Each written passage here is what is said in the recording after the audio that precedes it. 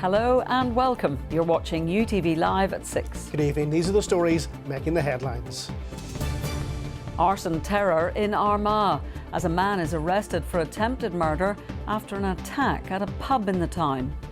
There's a sense of shock, obviously, and a degree of fright in the air, and that's understandable given the disgraceful nature of this attack.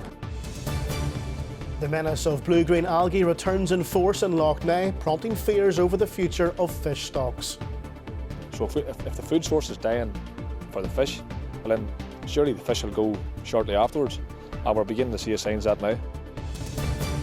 And academics from Queen's University are in Egypt providing lessons to Palestinian teachers on how to teach children affected by trauma. Also tonight, Newton Abbey boxer Kyle Smith gets ready to kick off his professional career at Windsor Park. And we continue to hold on to fine and dry weather over the next couple of days, but it will start to feel fresher into Thursday. I'll have all of the details later in the programme.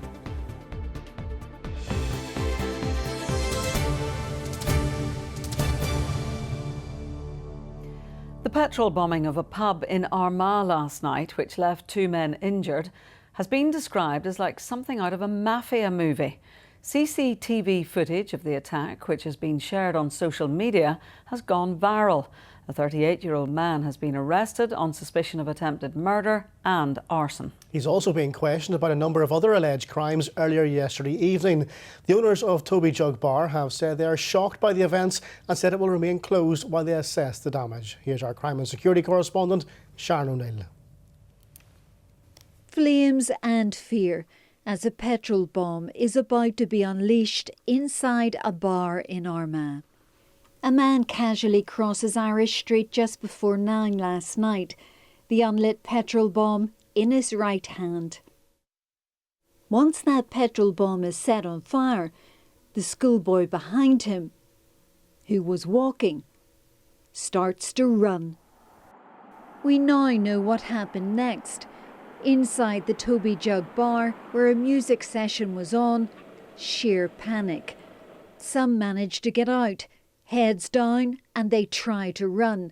The man who had the petrol bomb in his hand, now in the middle of the road, appears to pull out a knife before walking away. The attack here at the Toby Jug Bar, over in seconds. Those who managed to escape, stunned but unharmed. 2 men inside are being treated in hospital for burns injuries. One of them, a groundsman at Armagh Cathedral. Almost 24 hours on, this community still in shock. We could have been dealing with fatalities here. Whilst there are 2 people injured, and again, we'd like to pass on our best wishes to them for a full and speedy recovery. We could have been dealing with something much worse here. We had a prompt response from the fire service, and thankfully the PSNI have confirmed that they've arrested a man in connection to this attack. Frightening scenes. I've seen the CCTV. It was like something out of a mafia movie. Obviously 2 men have been badly burned and one's serious, and praying that those 2 gentlemen make a full recovery. Women and children fled the scene. It was shocking, it was horrific. Thank God nobody was killed. It's a great street, I just love it. And people say to me, how do you live in Irish Street? I said, you want to come into it and you can see. Breed Shaw has lived in this street for more than 3 decades and can't believe what has happened. What would really make anybody walk up the street and walk over the road and put in a petrol bomb, you know, throw it into the pub? So when obviously I seen somebody on the video coming out with a guitar, there must have been a bit of music going on, and obviously people were enjoying themselves, and it must have been very traumatic for the people in there and the people that were out, because good summer weather, and you know, people around here have made all the big effort to help people and bring people a bit of brightness in their life. And it's just very sad now. A terrifying moment that left 2 men injured. But relief, it wasn't much worse. Sharon O'Neill, UTV Live, Armagh. Blue-green algae in Lough Neagh is at the worst levels since the crisis began several years ago. That's according to fishermen and environmental campaigners concerned over its condition. Northern Ireland Water says that tap water is safe to drink, but one County Armagh woman says that she will be sticking to bottled water for the foreseeable future. We'll hear from the Agriculture Minister Andrew Muir shortly, but first, Stuart Robson has this report. A greener environment is often longed for, but not like this. For the third year running, Lough Neagh is blighted by algae. From open water to shoreline, what was once clear is now covered. Around 40% of Northern Ireland's drinking water comes from the lough. This tap in Tandragee may be miles from its shore, but it's leaving a bad taste in residents' mouths. In fact, quite literally. What is coming out of that tap? To be honest, I'm frightened. Northern Ireland Water has told Sharon what comes from her tap is safe to drink, but bottles remain her go-to source for water. I did see a video yesterday and it was horrific. To me, it looked like something out of Jurassic Park. There's a mouldy taste of it, like a soily taste that never was there before. It's not the water that we would have used all our lives. There's something not right about it. The public body told us that it has a robust testing system as well as sampling 120,000 extractions from the water each year. It did acknowledge that tap water may taste different due to algae being present in the source, but that it doesn't affect safety. Lough Neagh was once one of the biggest producers of eels, but it's a trade that's dying as the animals die too. A sign of life as baby eels were released earlier this year. But these latest images paint a different picture. The Lough Shore has been a part of my life every day, really. I've been born and raised in an eel fishing family. You know, technically I should be 7th generation eel fisherman myself. Unfortunately for me, that career wasn't inevitable to finish. It was taken out of my hands. The longevity wasn't there. There's no future. And as you can see right now, the catastrophic events in Lough Neagh, there's going to be no future very, very soon if immediate action isn't taken. A nutrient action plan was recently unveiled by the Dairy Minister Andrew Muir, an attempt to combat the amount of nitrates and phosphorus entering the water.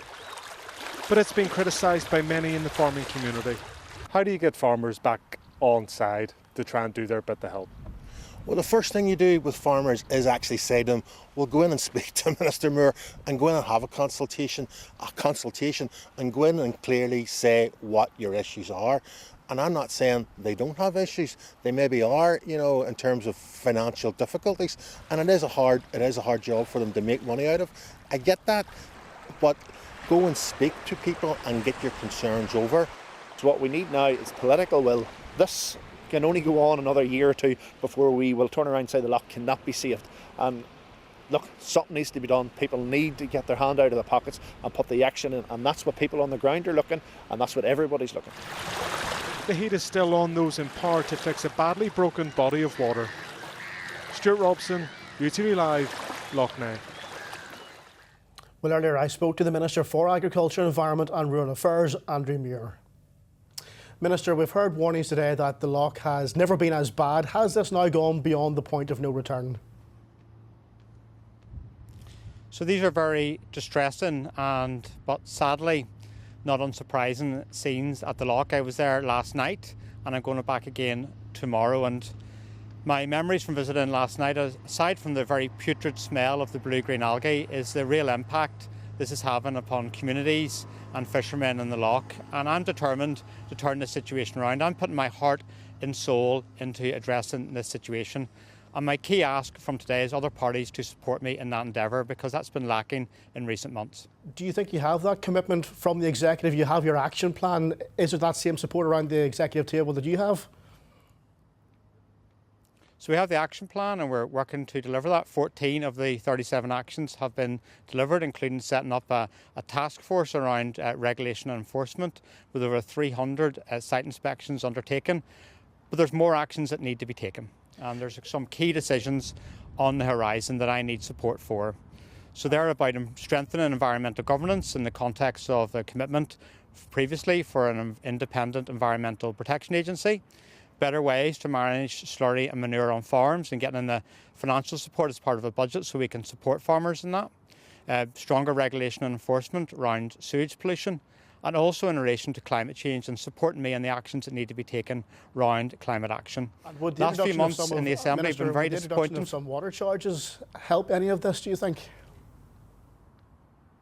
So my role as Minister for Agriculture, Environment and Rural Affairs is around regulation and enforcement around pollution, and that's what we need to do, particularly in relation to sewage.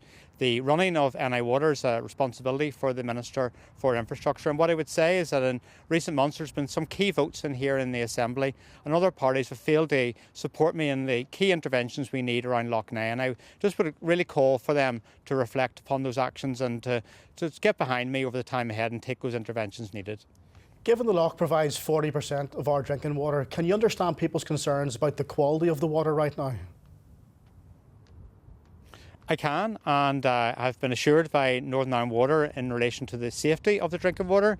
But what I would say to viewers tonight is that if they have concerns around that, to report those immediately to Northern Ireland Water, because it's important we get any reports very, very promptly.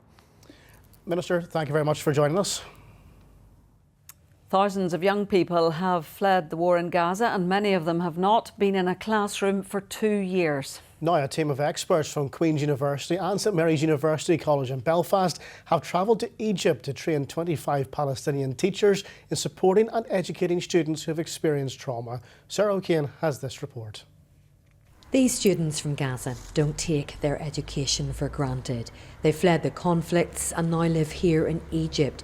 Most schools and colleges back home have either been bombed or turned into shelters. As part of a special programme, 4 experts in education from Queen's University and St Mary's University have travelled to Cairo to support Palestinian teachers and pupils who have escaped the violence. We were approached by the university management team on the basis that our own expertise is in the role of education in divided or conflict affected societies. In some ways we kind of feel that totally inadequate to the task given the circumstances that these educators find themselves in, but at the same time I think we can draw on our experience both here in Northern Ireland and in other conflict affected societies internationally. The challenges are enormous and that trauma will manifest in so many different ways, and there will need to be support for those children psychologically, physically in some cases, and for them and their families in terms of education. And don't forget,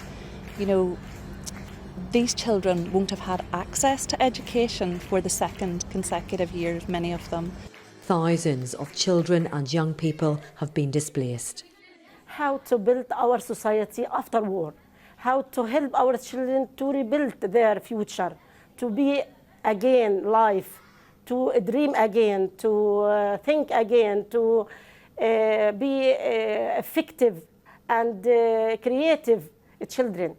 It's been really shocking about how decimated the education system is in Gaza, but it's been a real privilege to hear the teachers and all the many ideas they have for rebuilding the education system and also continuing education in the current circumstances. The students have got no schools at the minute, so we're trying to think about the very basic things of actually getting some educational system up and running in the middle of all this crisis. Longer term, the teachers are learning about different models of education in order to be able to build a brighter future for Gaza and the education system. Every minute, every second, I dream of Gaza. All of us dream to return to Gaza. It is hope and it is our dream. Sarah O'Kane with that report. A man arrested in connection with alleged vigilante behaviour in East Belfast has been charged with common assault and theft. The 37-year-old is due to appear at Belfast Magistrates Court on the 16th of September.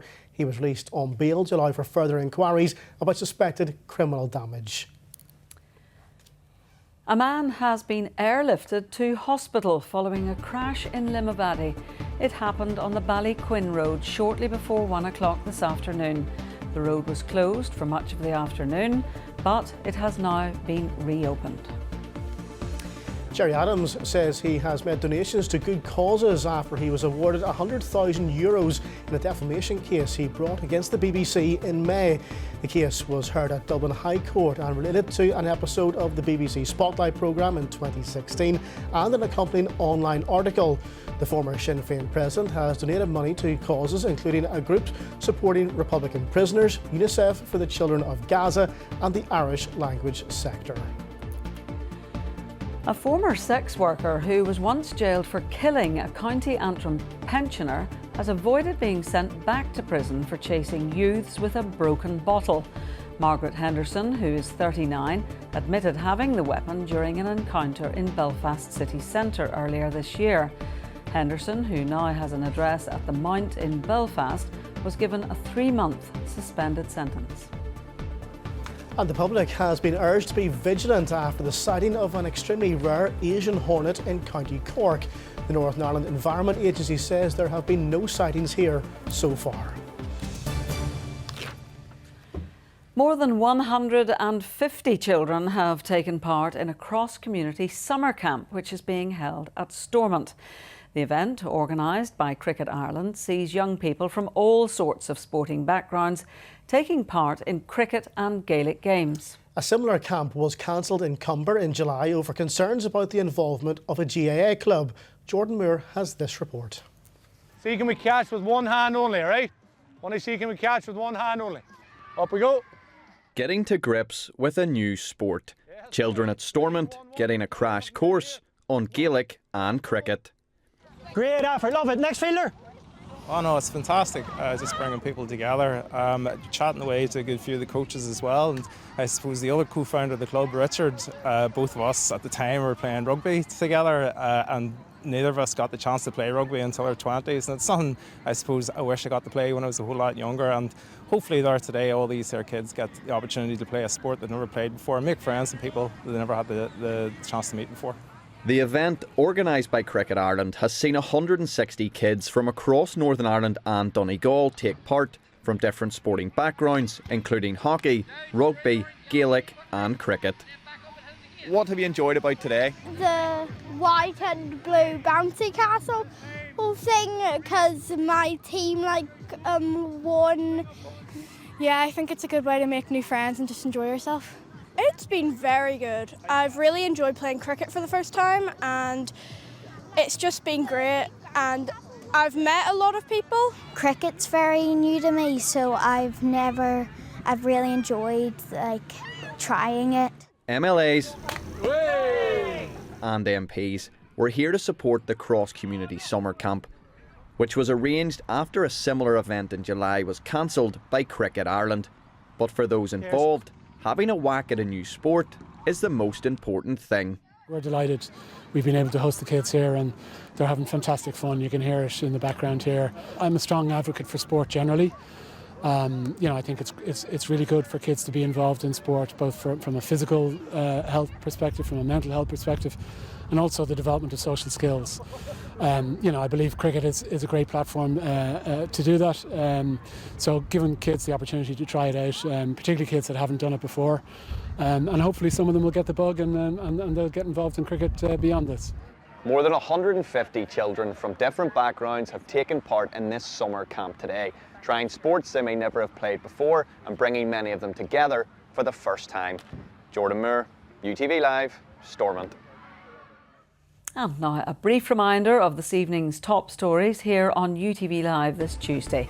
Arson terror in Armagh as a man is arrested for attempted murder after an attack at a pub in the town. And the menace of blue-green algae returns in force in Lough Neagh, prompting fears over the future of fish stocks. Time now to look at the headlines making tonight's ITV News at 6:30. Here's Mary Nightingale. Coming up in the programme, President Trump rules out US troops on the ground in Ukraine, but he warns Putin of a rough situation if he doesn't move towards peace. The High Court ruling over a hotel being used to house asylum seekers. A summer of surcharges. Could you be hit by tourist taxes on holiday?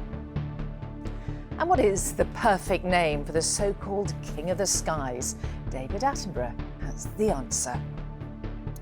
Would you join me for those stories and more at 6:30?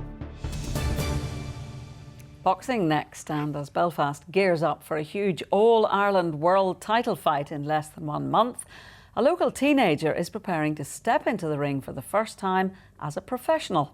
Kyle Smith is Northern Ireland's latest boxer to turn professional, and he's got an exciting few weeks ahead of him. Our sports correspondent Ruth Gorman has been to meet him. Very few boxers get the opportunity to fight at a football stadium during their entire career. For Glen Gormley's Kyle Smith, he's making a very special debut here at Windsor Park.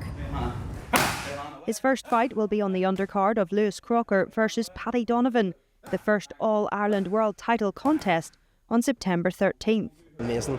I'm speechless when I found out the news about it. So I started when I was 6, doing pads and knives from my daddy, and then he eventually took me to a club about 6 months later when I was 7, and then from 7 I couldn't compete until I was 11, but I won 3 Irish titles, so the 3 All-Ireland titles, and then represented Ireland at European Championships. After winning the Ulster Elite in January, Smith was #1 contender for the Commonwealth Games, but decided to give the professional ranks a go instead. I was 19 when I won the Ulster Elites, so if I waited about, I would have been 20 next year, and then by the time after the Commonwealth Games I would have been 21, and I just think 19 was the right age to turn over at. Smith hails from Holy Trinity Gym under the guidance of Mickey Hawkins and co. He's seen the rise of Anto Kakachi in the same West Belfast Boxing Club. Anto's been a big inspiration, so he has. He's given me advice over the years. You're walking into the gym and he's already there training. You see how hard he works. And then you're watching him on the TV fighting Riyadh, and he's doing the job, isn't he? Smith is also a massive Carl Frampton fan, following his career as a young boy. Frampton's been a big influence since really I was 7. When I started really watching boxing, it was always, I remember watching him at the press conferences, going to press conferences about that height, and busting to get in photos and all with him. It's a big inspiration then, by seeing a local guy that's went out and he's a legend now in the sport. So, and I've always looked up to that. Since I've been young, when you run that extra mile, you're thinking, I want to be like them boys. So, no, if I can do some of the stuff Carl did, I'll be happy enough. Frampton had to wait until near the end of his career to fight here. For Kyle Smith, his debut of dreams awaits. Ruth Gorman, UTV Live, Windsor Park. Football next, and there are 5 fixtures in the Irish Premiership tonight. Glentoran have the chance to go clear at the top of the table. They welcome Glenavon to the Oval. Manager Declan Devine has been busy during the summer transfer window, and one of the players he's been impressed with so far is former Linfield League winner Jordan Stewart. When I sat down with Jordan, his desire to come here was huge. He knows fine well that he obviously played for the rivals and he's played here before, but he's got real quality, and I felt last year it was something that we were lacking, was that creative and a real spark, and he brings it in buckets. He plays in numerous positions. He's a proven Irish League player. He lives on our doorstep, so really excited to see Jordan this year. Well, a quick chance before we go to remind you that tonight on UTV we've got another double bill of local programmes. Yes, at 8 o'clock, Barbara will be at a wind farm as part of Hidden NI. Directly after that, at 8:30, it's Dogs with Jobs, where student Jade is talking about her amazing dog, Jules. So you're up there for quite some time. Do you take your lunch up with you? No, we'll get everything done and then we'll come down and we'll have a bite to eat. Now that you're up there, what's the view like? Well, that's the perk of this job. You get to see a lot of nice views. So we're up pretty high here, we're up 40 metres here, and we can see a brave distance around us. Jules is an alert dog for POTS, so he gives 2 to 5 minutes warning when I might lose consciousness. So I don't get any warning before Jules. I'd just be standing or sitting 1 minute and the floor the next. So he's that kind of warning system that I didn't have before. Now, what's the weather going to be like? Well, Louise joins us, and I believe the weather's a very popular subject. It is indeed. New research from the Met Office today reveals that on average, we talk about the weather for in and around 57 hours per year. That's just over 2 days of weather chat. I mean, it's a very easy conversation starter. It breaks the ice and kind of gets the conversation flowing. Talking about the weather, we have a very settled week ahead. Plenty of fine, dry weather. Feeling warmer into the weekend, but there is a chance it could become slightly more unsettled into next week. Well, while we're talking about the weather, there's a rumour about a hurricane, but it's not here, is it? No, it's Hurricane Erin. It's a Category 3 hurricane and it's just to the east of the Bahamas at the minute. As it moves across the Atlantic, there is a chance it could track towards us, but by then it will be an ex-hurricane, just turning into a low-pressure system, which could potentially bring some wet and windy weather into the latter part of next week. But we're uncertain of the track of it, but keep an eye on the forecast. And here is the very latest update. Bringing the warm sunshine outside, inside. UTV weather. Sponsored by the Grande Rona R290 heat pump. So as you've been hearing, we will hold on to settled weather over the next couple of days. Plenty of fine, dry, bright conditions tomorrow. More in the way of sunshine tomorrow than we had today, with temperatures staying ever so slightly above average for this time of year. And it's all down to high pressure. It continues to dominate our weather. We do have a cold front sinking southwards tomorrow, though, and that will clear through all of that cloud cover we've had recently. So it will start to feel slightly fresher as the winds change direction. A few late spells of sunshine this evening, patchy cloud through the overnight period, but it should stay dry. Wind staying on the light side once again, and temperatures holding up in double digits, lows of 12 or 13 degrees Celsius in the coldest spots. So a dry but mild start tomorrow. Bright and sunny spells developing across eastern areas. Some patchy cloud across the west, where temperatures could feel slightly suppressed under any cloud cover. But as we head through the latter part of the afternoon, it will brighten up. Wind staying on the light side and temperatures reaching highs of 18 to 20 degrees Celsius. Across the rest of Ireland, it's a largely dry day. Plenty of cloud across the southwest, brighter skies across the east. There is the possibility of 1 or 2 showers at times, but for most places it should stay largely dry. Temperatures holding up around 20 or 21 degrees Celsius with a light to moderate breeze. Looking ahead then, a fresher night to come tomorrow night into Thursday. Temperatures fall away. We could see lows of 3 or 4 degrees Celsius in the coldest rural spots. Cloudy on Thursday with a few brighter breaks at times. We have plenty of cloud coming our way on Friday, but temperatures still staying up above average. Feeling warmer into Saturday, highs of potentially 22 to 24 degrees Celsius in places, but there is a chance of a few showery outbreaks of rain. Bye-bye. UTV weather, sponsored by the Grande Rona R290 heat pump. And that's how things look at nearly 6:30. You're up to date with the latest news, sport and weather this Tuesday the 19th of August. And Jordan will be back with the late news at around 10:30. Yes, I'll have your late news. In the meantime, there is of course more online. Just search UTV News. The ITV News continues now with Mary Nightingale. From Rose and me and the entire UTV team, have a lovely evening. Bye-bye. Good evening.